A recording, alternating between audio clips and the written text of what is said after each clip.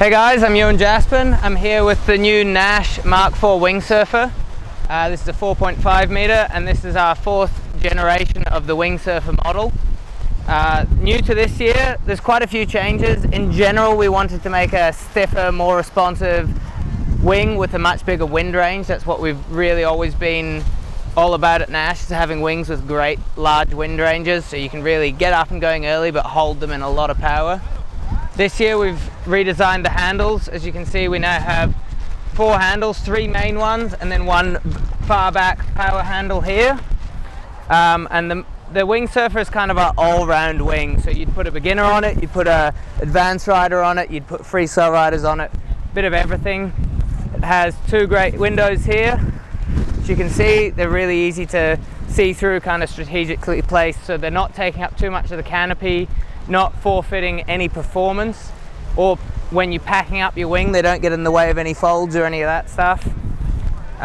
We've also added a harness line attachment here, which is something I've actually, living in Hood River, gotten into a bit more, is using the harness. There's a lot of really great lightweight harnesses these days, and you really don't feel like you're using it too much, but it's a really cool tool for doing upwind, downwinders by yourself. So I can go from here up to Viento in 45 minutes on the foil with the harness. It's just super mellow cruise up there, and then you can just flag out the wing and ride all the way back downwind. And it's something a lot of people do with their cars, is do downwinders and shuttles and all that, but just adding a harness line to your wing kind of gives you the ability to do that all by yourself. Also, it kind of relieves a lot of the arm pump if you're someone who doesn't get to ride all that much, or you're just learning and you don't have that wing fitness yet. The harness takes a bit of weight off that. We do have these new handles that are nice, stiff, easy to control, really well placed. They've got a little bit of range in them, so you can really kind of depower and power up your wing quite easily just by moving your handles, your hand placement. They're also quite stiff, which is really great for tacking and jibing, being able to control your wing, like throw it over your head and still be able to control where it is. Some of the more loose, stringy handles, you lose that control with moving your wing around over your head, so it's really important to have a little bit of rigidity in your handles. Also, the great thing is they're semi-rigid handles, so they're not going to damage your wing like some of the hard handles do. When you crash into them, you can ruin your wing. They're kind of a really nice midpoint balance between a soft handle and a hard handle, giving you the control but also the durability and the nice kind of softness to hold on to. Yeah, other than that, we've just really worked on the canopy panel layout for the maximum amount of stiffness. We've stiffened out the leading edge and kind of tapered it nicely towards the tip, so you don't get these flappy tips at the end for freestyle and getting up and pumping your wing, but it also lets the air kind of flow out the end nicely and not have too big a beefy leading edge towards the wingtips.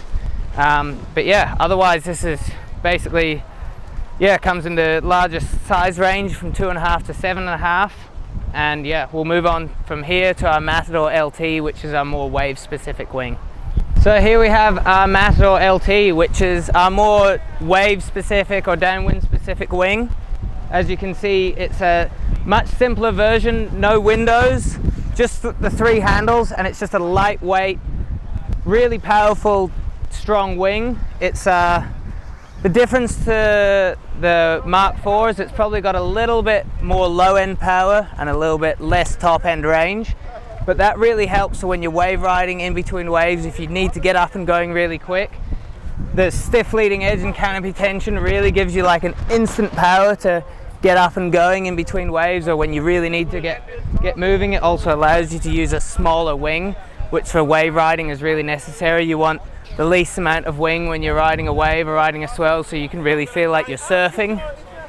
And the other thing is it's really stable flagged out. You can see here it just really sits in position really nicely, doesn't twist around too much, it doesn't go up and down, like it doesn't sit like this on you too much. It really, as you can see, just wants to fly really nicely behind you when you're wave riding. So that's something that a lot of people don't focus on with their wings, is their flagging ability, which for someone like myself, where my winging is, I really like to ride swell and wave ride, and one of the biggest things for me is that I don't notice the wing when I'm riding the swell. I want the wing to be sitting behind me and I can focus on what's in front of me, and this is just going to be nicely parked behind me like this, which is what the Matador is really great at. It's super balanced canopy, super balanced leading edge, plenty of power, lots of canopy tension, and just the perfect wing. It's not just for wave riding, it's great for cruising around flat water as well, but if you're a wave rider specifically,